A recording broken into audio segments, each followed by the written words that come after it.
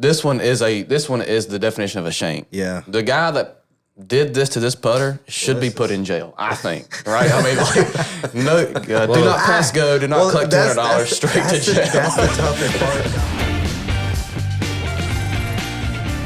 Welcome back to episode 42 of the Loggerhead Golf Podcast. Right this time. Heck yeah. Today's a very exciting one. We have a special guest from Fujikura. Spencer Reynolds is going to be joining us. So for today's episode, we're going to start with a little bit of golf news.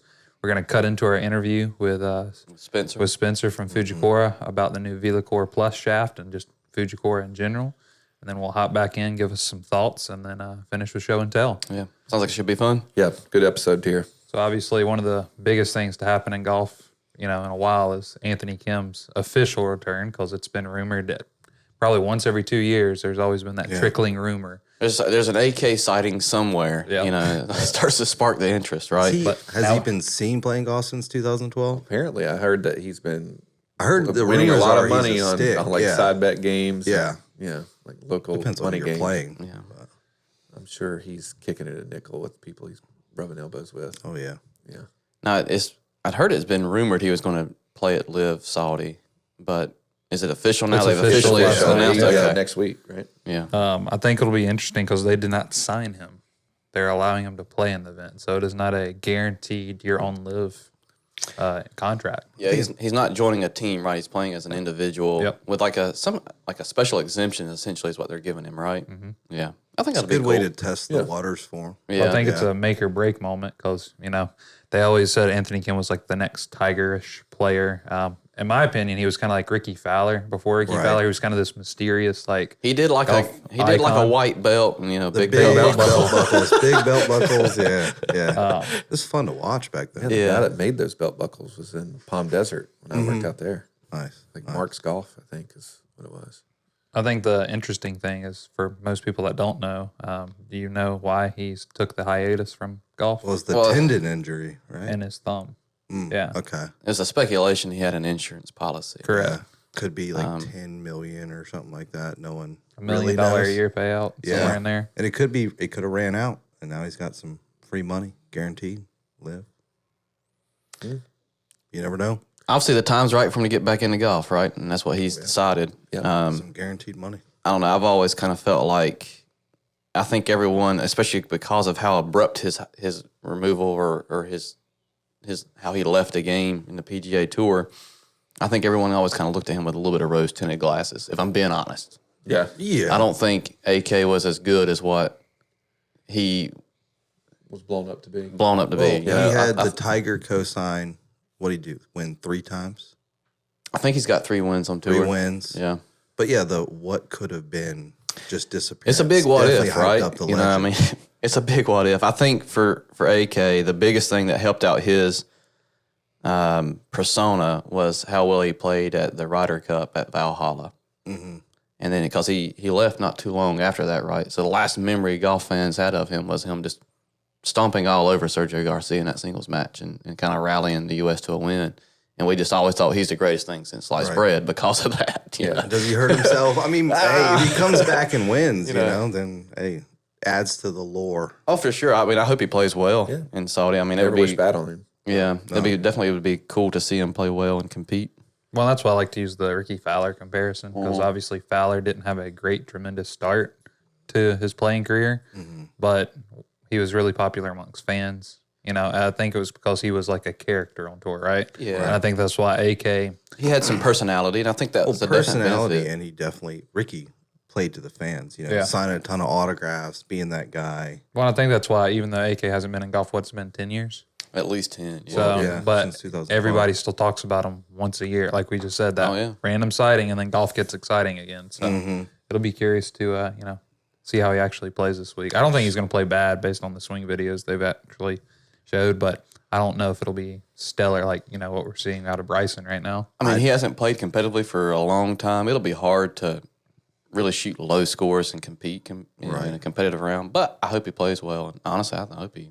I'd be Kicks butt. really interested to see, was it a legal thing? How the PGA let LIV steal this from them when they need storylines. They need characters. Money. I was gonna say it's a checkbook. I think. Of course, PGA has got some money. Right? They've got $3 billion sitting in a purse money somewhere. sitting around. They could have talked about something.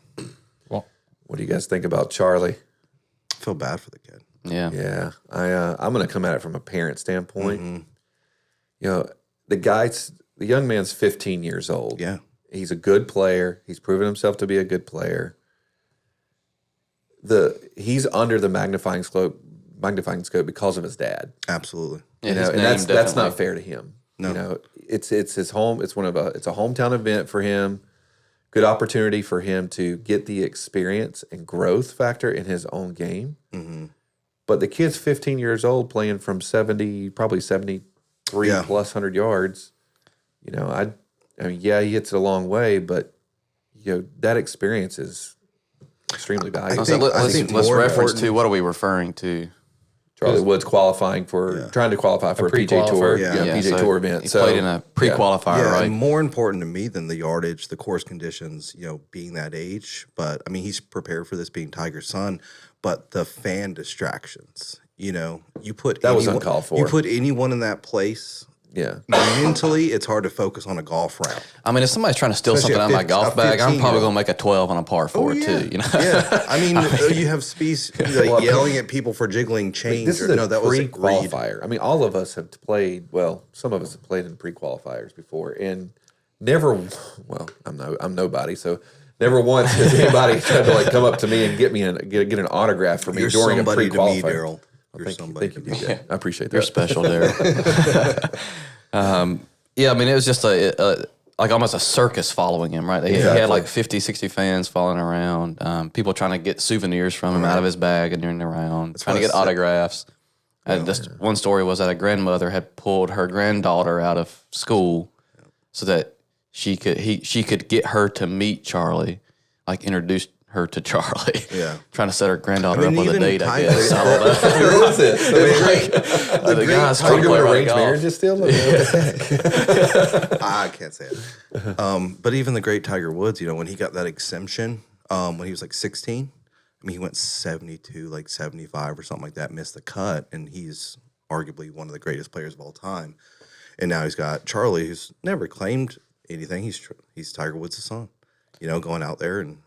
Yeah, I mean, I will say it to their credit. I mean, I don't think Charlie has ever said that he's a great golfer. Tiger's never mentioned anything about him being a great golfer. Like, all the expectations for Charlie have come by us, the fans. exactly fully yeah. from the fans and the media, right? Yeah. So we're putting a huge expectation on him. It just feels like it's like he's Zeus's son. Yeah, Everybody yeah. looks at Tiger like he's, you know, I think he's special. If he Special. stays mentally healthy and doesn't just go the Hollywood son route, I think he's got a big win there because there's so much pressure. Where I think someone like John Daly's son has a much easier route to become a strong winner because he's a big name, but he flies under the radar. He's gotten to college and not gotten mobbed like Charlie is. yeah, I agree with that. Well, I think the part of the story that's not being told that's really unfortunate is the guy that Charlie was paired with. I don't know if you guys saw the interview because they asked him what actually happened during the round, and Charlie actually came out and said, you know, even when I had that blow up hole or I was playing bad, that a playing competitor kept me encouraged, he kept me focused, told me not to worry about it, don't let them distract me. So when you're in that moment, especially at his age, like, let's forget that he's Charlie Woods, a 15-year-old kid in a golf tournament that's being harassed by at least 10 to 20 of the 50 people that were following him. Right. And your competitor, who's also trying to play his way into a tour event, is encouraging you and trying to actually push you to just kind of block it out. I mean, I think that speaks volume on his character. Yeah, and that's for what sure. the game's about. I mean, that's good. I would definitely say that's kind of a characteristic of golf. Yep. Like, you're competing against each other, but you're also competing with each other too. I mean, you want to beat the guy's brains in, but Yeah. you don't Instead of a want fist fight, him it's to more of have a extenuating pillow fight. circumstances like contributing to that, right? Yeah, wishing ill on the other player is bad. It's bad for your It's like, scorecard. Most I of the want to time. beat you, but I want to beat you because I played well. Yeah, absolutely. Any other news? What you guys got? I think that's all the fun stuff, at least. What y'all think of the match last night? I didn't watch it. You didn't watch it? I didn't even come close to watching it. I saw Roy shot.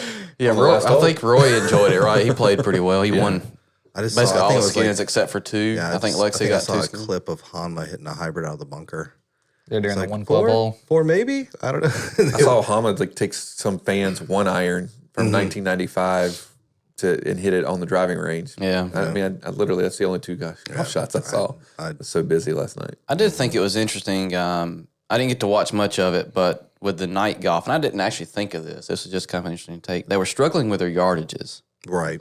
Because of like the temperature changing it with the sun going down and getting darker and like the dew settling in. And like you don't think about like atmospheric changes, right? Oh, yeah. And how it affects your golf ball, but it was having an effect on them, and they were having some surprises on the golf You course. saw a lot of that in to me a much more interesting night golf round when Good did the live feed night golf thing. Seeing the switches from like the guys who were starting in the daytime to then it getting night, then getting cold, and watching how they just couldn't figure out anything. And then the green reading at night, it looked like, because I think everyone on that video except for the Wilson Paul's guy team, they couldn't putt to save their lives. Yeah. I think night golf. I was like, well, that's another challenge too. Challenges. Like, night golf, when that dew settles on the green, the green's going to get slower, and the break is going to change too. Absolutely. There's particles of water the ball has to roll through. So, well, awesome. Well, we're going to cut into the interview. Got some really cool takes from Spence over in at Fuji. So this was a fun one for us. Yeah. And, we really appreciate Spencer. Thank you, Spencer, coming on and giving you guys some information. Yeah, I love that it told me it was recording, then gave me an option to leave the meeting. Like, nah, I ain't doing it. No, that's going to be a no for me, dog. I'm out. Yeah, that's it. We're excited to announce today our special guest from Fujikura, Spencer, who is joining us live. I can't do it. We'll do it live. Okay. We'll do it live. From Carlsbad, correct? Correct. Perfect. Nice. how we doing, Spencer? Yeah, all's well. How about you guys?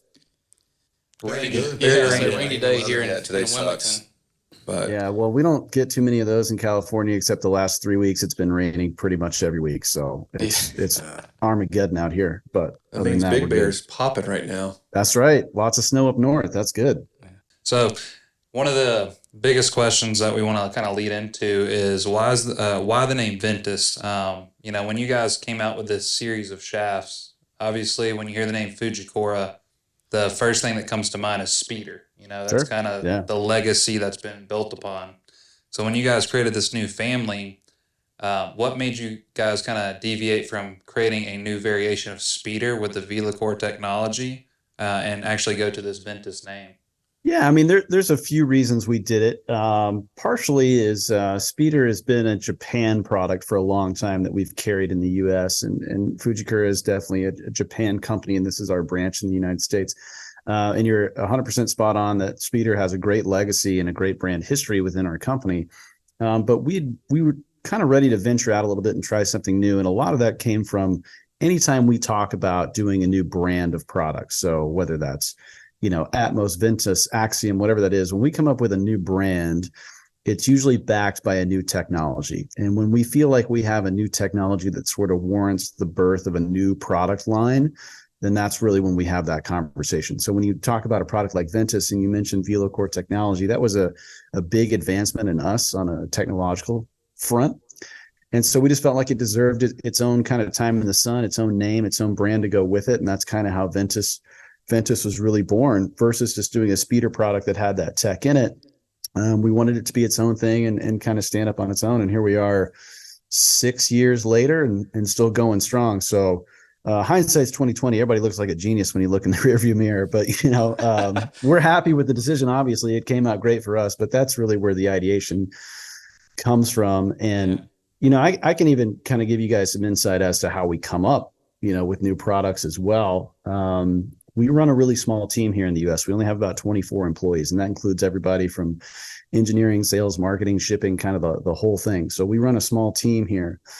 And when we look at new products, it really kind of starts a lot with a tour influence, and that pyramid of influence trickles down all the way to us at the consumer level. But, we'll get feedback anytime we're looking to create a new product from tour and say, okay, so what's going on out there? How are we doing? What are the battles we're winning? What are the battles we might be losing? What are some products we're missing? Is that bend profile? Is that the SKU mix isn't quite right? What's the hole we need to fill here? And we take that information, we give that information kind of to our engineers, and we say, hey, here's kind of what we're thinking. Here's what we'd like. Here's some profiles we'd like to see, some performance characteristics we'd like to see, and what can you do? And you guys see the Enzo cameras here, behind me. That's a big piece of what we do here at Fujikura.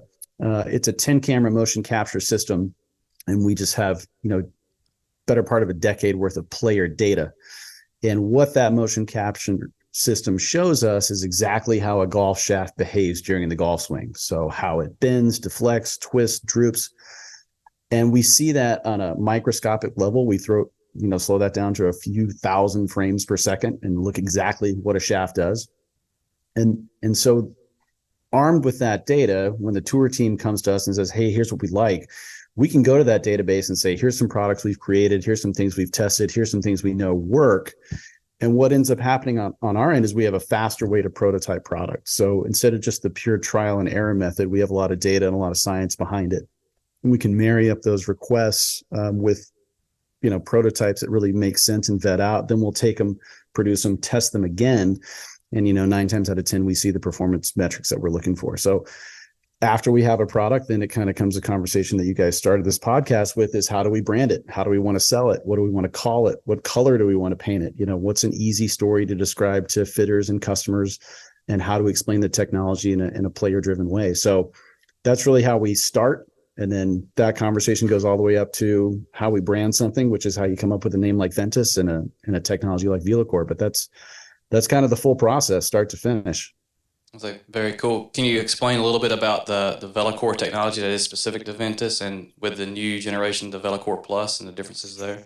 Yeah, absolutely. So what Velocore really is it's an ultimate stability platform is the best way to talk about it. And what we're doing is we're using ultra high modulus, high tonnage materials that run the entire length of the shaft. So in that original Velocore recipe, we kind of talked about 40-ton material and pitch 70-ton material. These are materials that can take a lot of stress and load in multiple directions.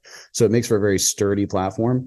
Now, historically, you've seen those high tonnage materials be used in golf shafts, but it's really used selectively. So maybe it's just in the tip section to cause reinforcement. Maybe it's in the mid section. Maybe it's in the handle. But what we found is when you start to push that full length, you really just make the shaft that much more stable. And what we're trying to do when we talk about a shaft being stable is, we know that the shaft is going to move through space and it's going to bend and deflect and twist and all these things. But we want to be sure that's only affected by the player. We don't want the shaft to do anything out of bounds, anything that we don't expect that's not player driven. When we do that, we make a more consistent part, and a more consistent part leads to more on-center hits, and that's where we see increases in ball speed. So we talk about a shaft being faster than previous generations of shafts. That's where that comes from. The ball speed is really a byproduct of us minimizing mishit shots through stability. So I mentioned it briefly, but we came out with the original Ventus Blue on tour in 2018. It came to retail the first part of 2019, and then later that year, we added the red and the black profile to give a 3-profile family. It was sort of time to refresh it. It was time to revisit it.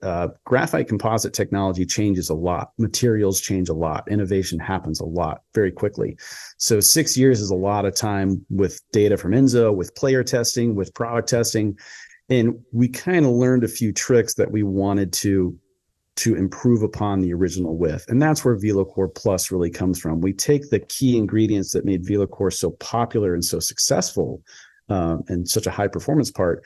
We enhance those materials. So we take those key materials and sort of push them to the next limit. That can mean anything from how we lay the materials out to the tonnages that we use. We got a few levers we can pull.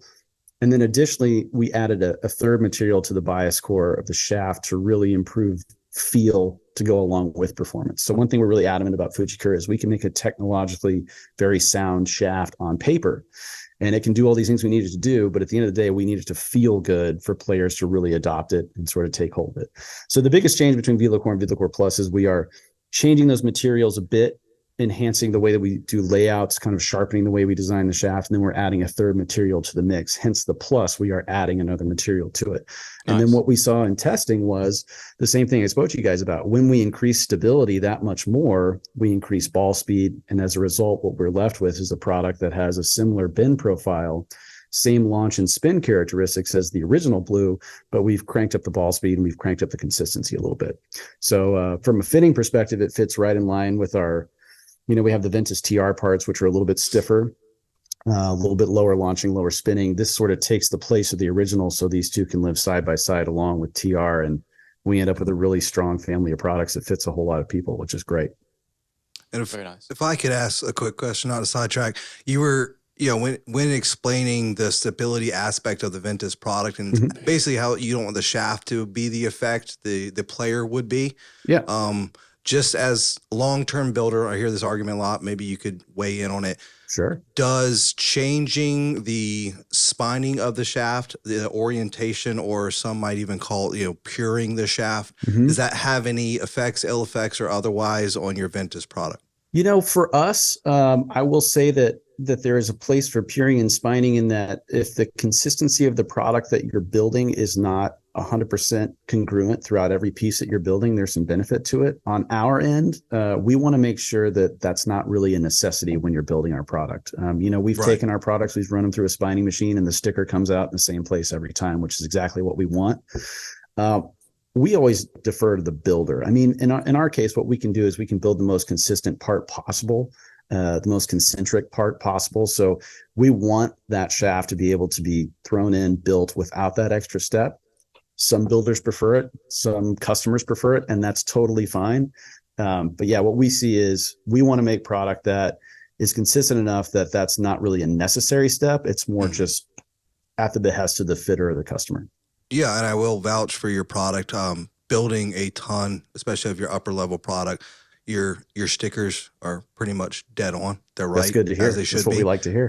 Even if minimal variation, but yeah, I wanted to ask that to see, because I'm seeing less and less of a need, but it's still something we check in every build. But then you have some people that it's pushed and it can be an added charge. And just again, on our end, we want to make sure we make a product that doesn't need it, so to speak, but we also leave that up to the builder and the customer. If that's something they want for peace of mind or for that added checkbox, and God bless them. So you kind of build the most consistent product you can build, or part, as you use the phrase, and then it's up to the builder to do with that as they do. Yeah, I mean, the thing to remember with golf shafts is we're just a component, right? Our product doesn't work without a head on one end and a grip on the other. So what we can do on our end is make sure that the product we produce is as consistent and as high quality as possible. And then we leave that up to the fitter and the builder to create that marriage of the right combination of shaft and head and grip and whatever it is that really resonates with a player and unlocks sort of added performance. So we know that there's additional variables that we cannot control. So what we do is we keep a really tight control over everything that we can control. And that's everything from, performance, quality, the materials that we use, all the things that you'd expect. Yeah, very nice. Yeah, I think that speaks volumes for what we see in the Bay as fitters and as golf professionals. I mean, when we go in the Bay, we have confidence in fitting your product. It's going to perform how we expect it to. Yeah, it's going to perform how we expect it to. That's great. And we know the profiles of the shafts, and we know that when we put them in this shaft, it's going to perform like it's supposed to. That's what we like to hear. We do a lot of testing on our end to try to ensure that. So it's awesome to hear that's so something you kind of hit on earlier with like the Enzo and like how it works. And you were talking about like each shaft has a different way of bending with how you guys are using the Velocore. A question that a lot of people may not know exists is, can you explain like EI curve and kind of how you guys use EI curve with Enzo and how that blends into these shafts? Yeah, a little bit. So EI curve is it's really just a simplified way to look at a chart and see where a shaft is stiff and where it isn't stiff. So most shafts kind of have a pretty congruent, what we call a smooth EI curve to them. Sometimes you'll see shafts where there's a lot of added stiffness in specific sections. You kind of get a little wave or a little dip in that sort of tip to butt curve. One thing that we talk about more so than EI curves, I mean, that's a standard measurement for us. We want to know how it maps out, of course. But one thing that you'll see us talk a lot about, especially from the fitting perspective, is we talk about what we would call a simplified bend profile, where we're really just addressing three sections of the shaft. There's a handle section, a mid, and a tip. And what is the firmness or stiffness in those sections? Where that's really beneficial to us is we feel that the shaft is the timing device of the swing. And so we start to analyze how a player swings the golf club. And that analysis for us is, where does the shaft need to bend during the golf swing? So a prime example would be if you have a player that has a really aggressive transition. So from that kind of top of the backswing and down, We see players gravitate more or benefit more towards a shaft that's much stiffer in the handle section to sort of maintain that angle on the way down. We can see players, it's the opposite. If they have a smoother, more deliberate transition, you may see a softer handle section, helps them feel it. And really that transition is where a lot of players describe what they call the feeling of the shaft. And what their experience is, it's the shaft loading and unloading. And so you'll see this a lot with players that play profiles that might be too stiff for them. And they do it because, well, I have to play a stiffer shaft because I have XYZ miss. What we find is like, you can't really feel what you can't load. So some players don't want to feel anything in the shaft. They want it to feel very boardy and stiff. Some players like a little more action, a little more liveliness to it. A lot of that takes place in the transition of the swing. And then you can see blends of that as well. So if you look at like our Ventus Red product, it's softer in the mid to tip section to create a little bit higher launch, but it's very stiff in the handle section. That's us playing with a balance of, if a shaft is going to have a lot of kick and give, well, we need it to be stable somewhere. Otherwise it gets too wild and loose. So that's why you start to see us focus so diligently on handle, mid, and tip stiffness, that simplified bend profile. And those are things that may or may not reveal themselves on an EI curve, but we can more diligently tackle them and explain them. And then even when we moved into Ventus TR, we not only talk about bend profiles, we talk about torque in different sections of the shaft versus one overall number. We can say it's this and it's just in the tip. So that's our barometer for how a shaft's going to perform. In the Enzo studio, we've built kind of the gauntlet of shafts. We've done everything from ultra lightweight to ultra heavyweight to super low torque to super high torque, and and everything in between. So we have these really good metrics of what those products do and where the sort of point of diminishing returns. What torque is too much torque, what torque is too low a torque, and what are the results of that. Very interesting. I say, to your point about the different profiles and like where they're stiff at. When I started out with Ventus Black. I've played Ventus Blue, Ventus TR Blue, Ventus Red. It's like I've kind Thanks for your support. I've kind of experimented around with those a bit. But to your point, a lot of times, and why I've played so many different profiles within the Ventus family is because of how that shaft feels when it loads. And that I'm someone who has a pretty aggressive transition. And I've actually kind of found for me, even though I have an aggressive transition, I like to feel the shaft load a little bit more. Yeah. So I've started moving away from the more boardy feeling shafts, i.e. like the black, into the blue and the red to get more feel. And that helps me time that up a little bit. So it's very interesting to have those different profiles. You're a great example of a player that, is kind of like a TR Blue type player, right? So it's kind of that same overall feeling, but we stiffened up that handle section for players like you that said, I had to move into maybe a Ventus Black because the blue was a little too soft. I mean, I liked the feel, but it wasn't quite there. So that's an example of us attacking specific sections to create better feel and performance for the player versus just making the overall parts differ. And that's probably why the TR Blue stayed in the bag for the longest. Good. Yeah. Glad to hear it. If I could just find a builder here at Loggerhead to put this one that we just got today into my driver that I got today. Sir, we're a first come, first serve business. We do have an express fee. If you want to that's fair. Jump in. No, I'm excited to try the new Velocore Plus and the Ventus Blue. It's I've been toying around with it. And like Caleb said, the black to me, it just a little boardy, and then getting the blue, I could feel it a little bit more. I kind of have that Sergio type lag. Yeah. And so I kind of have delay the load a little bit, but I really like the blue a lot. Yeah. Well, all the products are very good. Spencer, I was curious, you mentioned about the Enzo and the data y'all have collected from the tour. Mm-hmm. How do you see differences in the profiles and the information you collect on tour versus the typical golf consumer? Yeah, I mean, one thing about tour players is they hit it the same pretty much every time. And an interesting thing consistency. A lot more consistency. But what's interesting is during product testing, we have a full-time product tester that oversees consumer testing here at Fujikura. It's a little bit of a rare thing in the shaft world. OEMs do it a lot, which is great. But, we really take player testing pretty seriously, and we test of all skill types and ball speeds as well, right? Because we really do want to make product that absolutely is an ultra premium product that performs at the tour level, but performs for anybody. Right. As long as the profile and the weight and flex are correct. It's interesting during product testing, oftentimes when you give better players new things to hit, you really only get about 3 shots with them before they start to adjust to the shaft. Yeah. And so where that gets tricky is you can have a player hit 10 shots, right? And you watch the ball flight, it looks good, and they hand it back, they go, I don't like that. And what happened was after about 3 shots, they had to, I had to hold on to it to make it not go left. I had to do this, do this, do this. Right. So you really only get a handful of shots with better players before they'll start to naturally adjust to the equipment.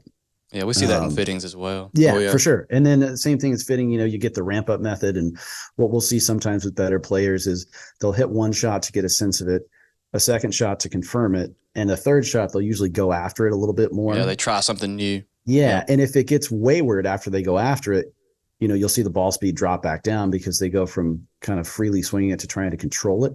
Right. If they go faster at it and the shaft holds up, then you'll see them maintain a faster ball speed kind of through the rest of the test. So, it's a tricky thing. We take all those things into consideration when we're running testing, when we're doing Enzo testing, is that there is player fatigue, there's player ramp up, there's players adjusting. So we try to get as much uninfluenced raw data as we can, understanding that things are gonna, there's variables that are going to change in the testing.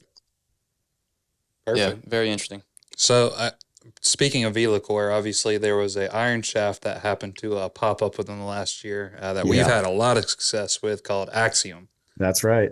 That one was a labor of love. That took a while for us to get it where we wanted it. And the reason was we knew it was going to be, we knew that the technology would be great throughout the bag, right? But we just had to figure out, how we're going to lay that out, and how, if we're going to put Velocore on any product, it has to sort of deliver on the key variables, which are increases in ball speed and tighten dispersion. Those are kind of our big cues. And, irons are an interesting one because it's not necessarily like a driver. It's not really home run derby. You're looking at a club that people hit shape shots with, half shots, 3/4 shots, full shots. It needs Plus to you stand have turf up interaction to think about too. 100%. Right. And you have to have a shaft that stands up to an aggressive swing and also isn't overly stiff on sort of partial shots. So that one was tricky. We got it right. We're thrilled with it. It's been really good. But yeah, that one we wanted to be sure was spot on before we rolled it out. So it's cool to hear you guys have had success with it. And graphite gives us a lot of options that steel maybe doesn't. We can do a lot of performance things that, steel's kind of an isotropic material. So if it gets stiffer, it gets heavier. Those things kind of work together. And in our world, we can stretch that relationship a lot wider, so we can make lighter products that are stiffer and heavier products that are softer. So, we get a little bit more freedom there, which is really cool when you're talking about irons. So we're seeing a lot of players that we're fitting into this Axiom product. Do you think that you're going to start to see this transition happen on the PGA Tour? Having a lot more PGA Tours start to players slide into this Axiom product? I think I think the interest is there for sure. I think that that kind of wide tour adoption will take a lot of time, and I think it'll take quite a few different bend profiles, frankly, to get there, versus just one singular 125X, because you're going to have players that are going to want a boardier feel. You're going to have players that want a more penetrating ball flight and XYZ, and we would want to support that correctly. So that's why when we launched Axiom, it was very much to consumers and dealers, and it was a very opposite approach of what we usually do. We usually kind of go tour down. This way we kind of went consumer up. But it's been cool because we've had a lot of interest from the tour, and that means that they recognize the technology and they're curious about it. So it's not something we're ruling out. But if we want to go down that road, it's going to take some time, and it's going to take some different models as well. And to kind of piggyback off of Daryl's question as the builder, and the main, I thought, was always the reason why you weren't seeing a lot of composite stuff hit tour was the counterbalance effect. I know Axiom tried really hard to swing weight like steel. Anytime we're getting into the heavier ones like your 125s, you're still seeing a difference in the swing weight scale itself behind the 14-inch fulcrum point, but also some feels in the swing. Are y'all going to keep digging on that? What was the thought process behind that when building that shaft? How close do you think you are to just replicating the steel we remember, so that some good players don't get tricked with the new feel?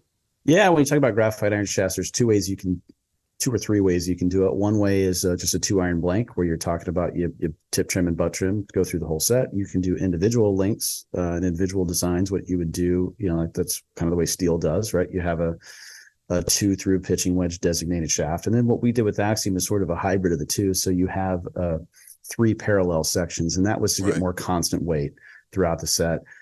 There's a few things at play there. One is it's a little bit more SKU friendly for our dealers, right? They're carrying less products. But we also wanted to be sure that they perform as well as they can. We weren't going to sacrifice that for performance.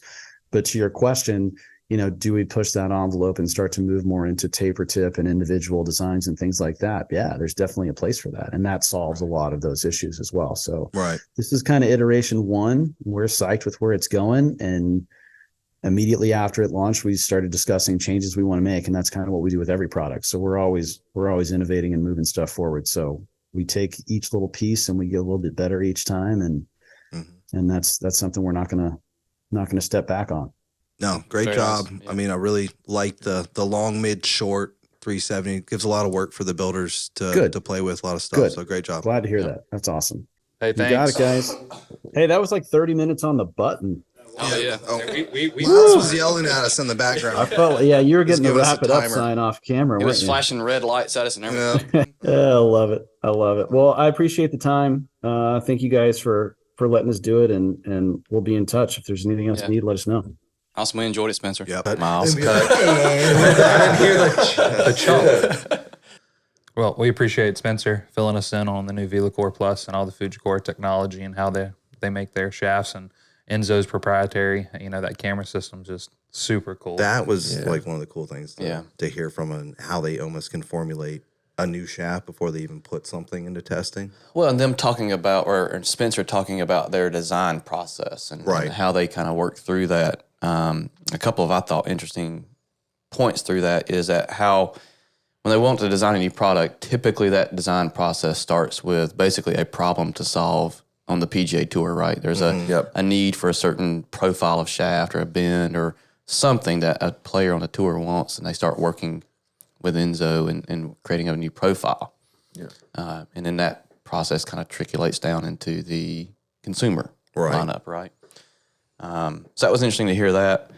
I also felt like how the development of Axiom, That was the cool flip side. Yeah, that's of it. cool. was And they basically really- flipped, right? That it's process consumer, started with the consumer. Which They you said don't that was see the that a first lot. time that they actually went from a consumer forward to bring that product to.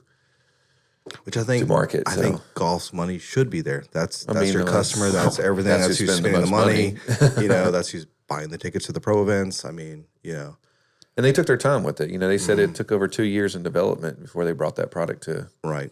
To the market. So Well, composite iron shafts is a tough game. Well, and right. it's such a wide open area now. With like composite material, they can do so much with the shaft, and it made sense too with what Spencer said. Is how we'll see that Axiom start to trickle into the PGA Tour, Right. And what it's going to take for that to happen is more profiles, more bend profiles, and different basically shafts of different specifications. Right? But I wish we could have dug in a little bit more with them. We didn't have a ton of time, but like for me, it's the weighting, the feel difference. We can do so much with composite, Right. but until we can create a product that maybe just drops in and you can't tell swing weight wise, balance wise, counterbalance wise that it's not steel, it's going to be a harder transition for some of the lifelong steel players versus your newer players never going to have that hold up, that hangover for it.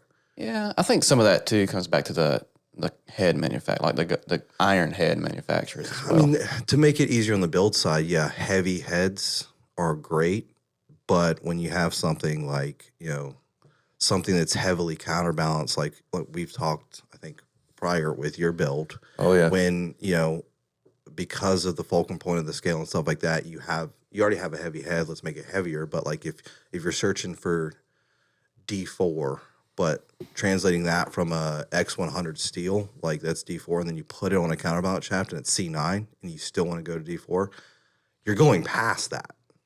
And then at the ball, you've got like this anchor down there, so it still changes the feel through the overall swing. Yeah. Yep. What were some of our thoughts on what Spencer mentioned about Velocore Plus? Well, I've got a thought like before that too. Is he kind of said it without saying it directly, but there's this phenomenon that's being passed around in the golf industry called peering. That a lot of companies are charging a lot of money extra he for. said it without making anyone angry at him. Is that when they designed this product, Enzo, that camera system, and their manufacturing tolerance essentially proves that their graphic 99 what was it 99.98% or something. Yeah. That the graphic is placed on the spine of the shaft. Yeah, and that's why puring to me is frustrating. Is spining, finding that spine, whether the manufacturer does it for you, you check behind them, or it's not done, you find it. That's always been a thing in building. This new fancy word of puring. You know, in some product, you can't pure.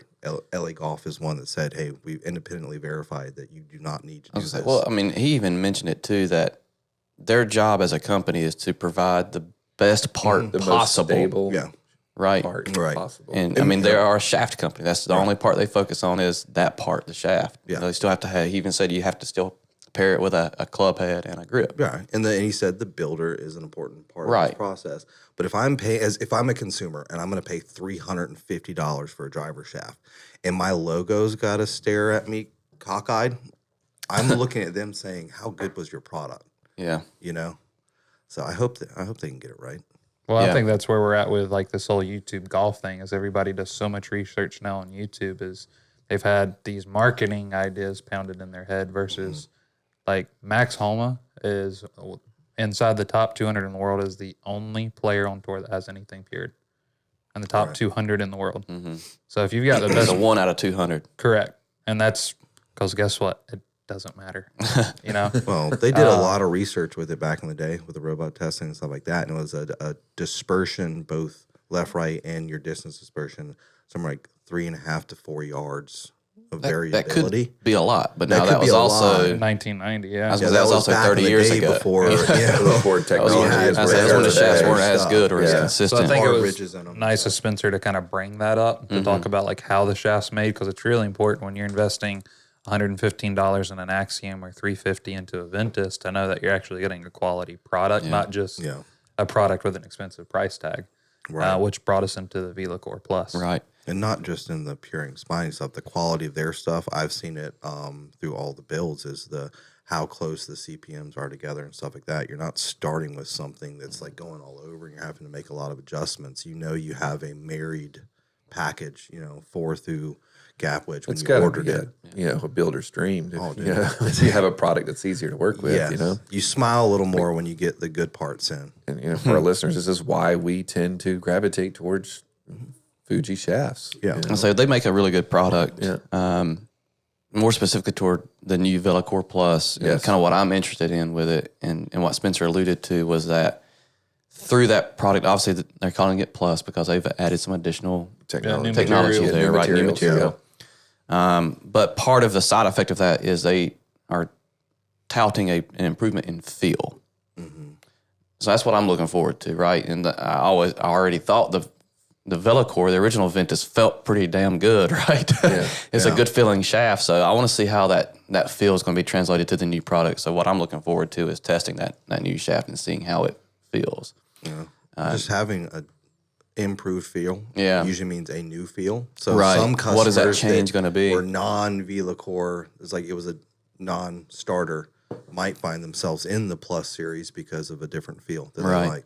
Just because where it fits in is you've got your original Velocore Blue, which is, the OG profile. He said 2018 is when the prototype came out, 19 launch. And then you have TR, which is basically a Ventus Blue and a black combined, so that firmer feel. It's a and this firmer fits handle, right in the middle of both of those. So Yeah. you're getting the stability of what the TR was offering without sacrificing any of that, loading factor, because the TR is a little bit more boardy, where, just what little bit we hit it yesterday, or I got to hit it. I mean, you could definitely feel the shaft load a lot more easily than like I play a Ventus Black TR5X in my driver, and that blue is a lot smoother profile than what even that black is. So I was able to feel it come off the face a little bit more.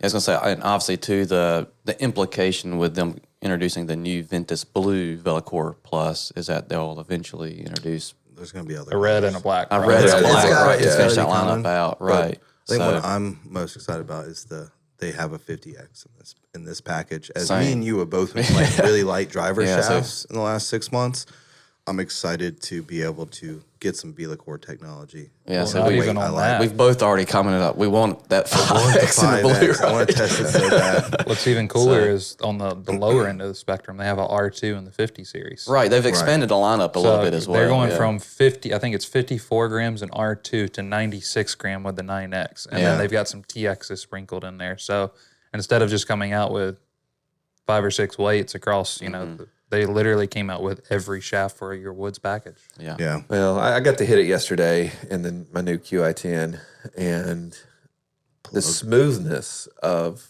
how it loads when in my transition, because I don't like for anything to feel real boardied, so that's why the Ventus Black didn't work for me. Right. Because it was too boardy from the top of that transition point. This loads a lot smoother. It feels softer, not as harsh in the hands. But then it has a lot in the tank at the bottom of the swing. Oh, yeah. And it You just feel it. feels, it makes the club almost feel like it's softer at the bottom. So to you, it feels more responsive. It is what feels you a would say. lot more responsive in the bottom, especially in the bottom end through impact. And I had a friend of mine, I won't say his name because I don't want his head to get too big, but I put him in that shaft too to try it out, and he was literally 8 yards right away. You know, 4 mile an hour faster ball speed, 8 yards longer, you know, from his driver to just changing shafts. Right. So, and he has the original stealth. I think that's the biggest thing with shaft technology is used to be in those X's and TXs, you were swinging rebar, you didn't get a lot of feel. Now you can feel them working for you in your swing, which is a really cool thing that's happened over the past 4 or 5 years. It's just getting better. Yeah.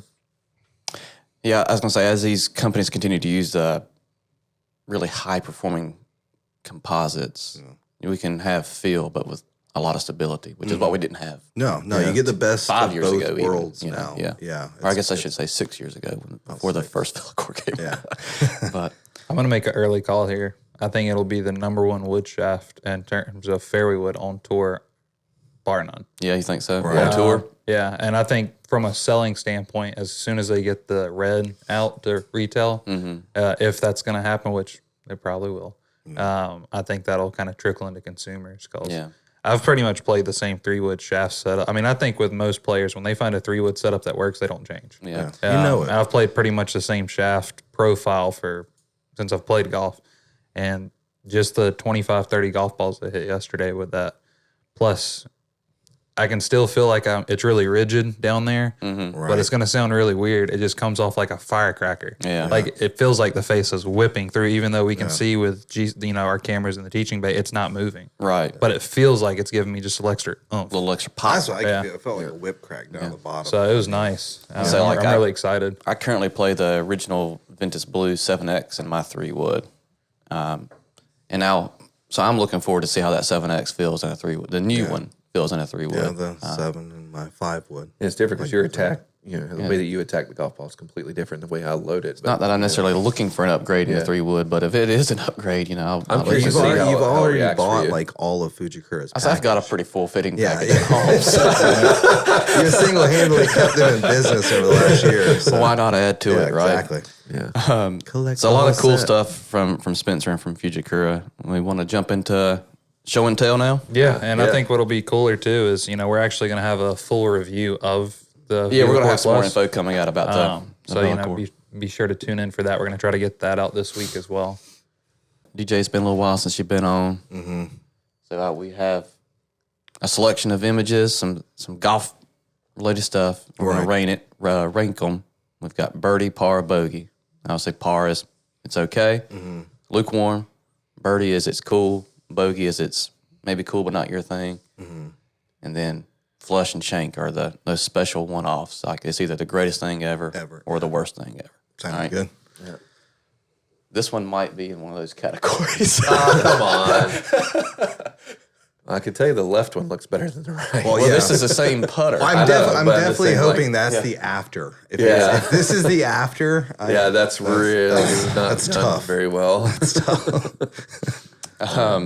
Kyle, what do you think about this one? I feel like you would have some strong opinions about this. Well, the first thing that came to mind, just based off the shaping of the neck, and then I was typing in, I would have to do more research before saying it is. I don't know that that's authentic. Yeah, I'd agree. The neck of the putter, the way it flows typically with timelesses, the neck doesn't look that sloppy, and they're normally welded. Well, not all of them are welded. So I actually sent this one in. This is an authentic timeless. Whoever purchased this putter, Butchered it. yeah, they had the clover stamped on it. They did stamping on the face and the sole as well too, and then painted it white. Ugh. Maybe that's why the neck looks so weird right there in that curve. Yeah, so you can see and they had the face remilled as well too. Did they pay someone to paint that? Had to have. Oh, So now I guess someone else has picked it up and is having it refinished and welding in all the stamping and trying to get it back to as original as they can. yeah. I don't know. Yeah, it's a bogey. What are y'all thoughts on this one? that's Bogey? Bogey. Bogey? Yeah. A lot of people don't understand what timeless is, and like this isn't a $200-$300 putter. No. I mean, if you get one at the gallery, they start at $4,500. I was gonna say whoever did this to this putter took basically a $5,000 putter. Retail, they took $5,000, wadded it up, threw it in a trash can, and lit it on fire. The guy trying to save it. I mean, I'm on that guy. Yeah, I'm gonna say like par on that guy. But because he cleaned it up really nice. Yeah, I mean, but there's only so much you can do. I'm gonna say this one is the definition of a shank. Yeah, the guy that did this to this putter should be put in jail. I think, right? I mean, do not pass go. Do not collect $200 straight to jail. That's the toughest part about like our craft and stuff like that. Even with like some, wedge stamping and all this stuff, impersonation is like when you say like you can't pay me enough to do that to this. Yeah, personalization is okay. I don't have anything against that, but I just did a quick search on eBay, and the last shape of this timeless sold for $11,421. Yeah, that's what it sold for. Because, like I said, at retail they're $4,500, $5,000. Then people flip them, but this is similar to what Hideki uses, so it's very minimal. But over $11,000. Dude, you would probably remember this because you're like a Nitro Circus, like Bam Margera type guy. Remember when, like, all that does remind me, Bam Margera had like a Lamborghini. The Lamborghini, the purple one? Yeah, and he just cut his sawzalled a like moonroof into it, like on the side of the road with, what is that, Rockstar? But yeah, that's what this reminds me of. Yeah, bogey for me. Yeah. I was gonna say, I'll make a comparison. Nothing against LS swaps. I've got an LS swap, right? But this would be like LS swapping your Lamborghini or your Ferrari. Yeah. You know what I mean? Like, why would you do it? I don't like technology. Going back in time. All right, so it's a clear shank. We'll go on to the next one now. Good on the guy cleaning it up. I was like, whoever rebought this and is cleaning it up, absolutely. Props to you and good luck with it. That's the worst timeless I've ever seen. I feel so bad for that putter. You know that guy was so stoked on it. He's whoever did it is like, I mean, I love these. Oh, these are so cool. The epoxy tables. Yeah. I saw this picture the other day. Yeah. So this is an epoxy table, like an epoxy river table, but they do replicas of golf holes. You got a golf hole in it, right? Yeah. Outside. Well, they've done some like. Because I'm a nerd, they've actually got like the Hoth battle from Star Wars inside of these. I mean, this guy does incredible work. Yeah. I need a guy in the woods for realism, though. I don't know that this is to scale, right? I'm not seeing both guys in the fairway deep. So we were saying it'd be cool if you like replicated like specific golf holes with them and stuff. Mm-hmm. Yeah. Like found ways to do, if you could route it out to where you had like to show the topographical, like the change in elevation. I'd say like an awesome like man cave table. I don't think the wife's letting this in the house, but I think Daryl, we need to upgrade for the studio. Yeah, maybe the podcast table is like a. Okay. I'm gonna give this one a birdie. Yeah, I think it's a birdie. It's cool. Yeah. It's a birdie for me. Birdie. I like it. Yeah, it's a birdie. So I would say the same thing, birdie. I think it's the man cave furniture would be pretty cool. Man or woman cave. That's probably a $4,000 or $5,000 table. If you're a golfer. Your sports room cave, your she shack, your man cave, your she shed, whatever it is. Do amen corner on pretty one of those tables. I was like, cool. you could have. That would be cool. You could have what number 11 on the bar, number 12 on your coffee table, and number 13 on your dining room table. Oh yeah, get the whole amen corner in there, right? Yeah, that'd be cool. So just because I genuinely don't know, I've never heard of this. Is this like a knockoff of a iron, or is this like an actual brand and they're making clubs? Or this is like an older, almost like a National Custom, but not quite as high end as National Custom. Like it's a small batch kind of company that made their own. Almost gives you a little bit of 680 kind of shaping, just a little bit. Yeah, it does have a little bit of that shaping in it. Where do they make them out of it? Because I'm like Kyle, I don't know a lot about this. I'm a D. I don't know anything about this company. Yeah. They look cool. Yeah. Let's do a little research. But I mean, the overall, I love a good, clean. Well, it looks like a Club good like old that. school blade. Yeah. Like I said, it looks Yeah. like an old Titleist 680, especially with the numbers there. They missed out with not putting any nice ferrules on it, though. They're made somewhere in Texas, is all I can say, Okay. or all I can find right now. So essentially, they were a Hickory Persimmon Classic Golf Club company. Like I said, it's kind of a small batch. Kind of like a Tad Moore almost. Yep, kind of like a Tad Moore style company. So it's a very, obviously these are refinished. It's a very small batch handmade golf clubs kind of company. I'd just say, just looking at the build, because I inspect tons of stuff coming direct from manufacturer and stuff like that. I mean, the way they turn the ferrules, everything's super clean. Like you can find from manufacturer where it looks a little sloppy. So, I mean, visually, it's kind of a middle road. It's like definitely a par for me. I give it a birdie because I think I like the craftsmanship. I like the style. It's a good set of old school style blades. Beautiful look. I think being able to test them and see what they feel like. That would be the big what thing. materials are they made of. So I was gonna say I would give it a birdie.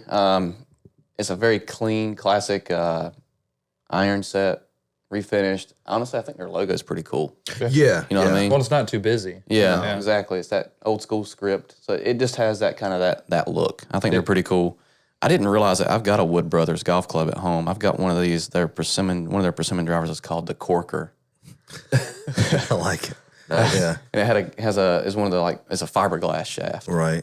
So I didn't even realize that I had that, but I've got one at home. Nice. Yeah. You got so many clubs at your house. You've got to have something from do everybody. you have like a separate storage building for all the equipment you have? Not yet, but I probably need one. He's gonna be that crazy old man. Yeah. Little lawyer's like, I got a couple hundred clubs. Can I just hand them to y'all? Oh, no, it's do not a something couple with them? hundred. Yeah, It's closer to a No, couple don't get rid of thousand. that. That's from Yeah. 1927. I'm just saying you're cleaning out one of your little closets. I got a couple hundred to get rid of, so I can make room. What's for more. wrong with it, Daryl? You never know when that might be. Hoarders season 57. This week on Antique Roadshow. This guy Caleb is here every They're day. gonna have brought like a some golf guys that are semi-truck full like of antique golf road clubs. shows and pull up to Caleb and be, no, I can't part with that. Yeah. It's like Pickers Golf Edition. Sentimental value. Well, who knows? Maybe we'll do an episode on going through your equipment. dude. And seeing what real problems Just like. like show and tell of on my stuff, site, right? we just go through. Yeah. Yeah. Well, cool. Well, that was a fun one. Again, thanks to Spence and all the team at Fujikura. We appreciate everything. Yeah, you appreciate guys having do. them on this week. Thank you guys. Thanks for the opportunity there. If you guys haven't already, be sure to like and subscribe because, like I said, we do have that review coming this week on the Velocore Plus series. I'm going to go over the tech. Caleb's going to be doing some swinging. We'll look at some numbers on GC Quad. So turn on those push bell notifications, and we'll catch you next week.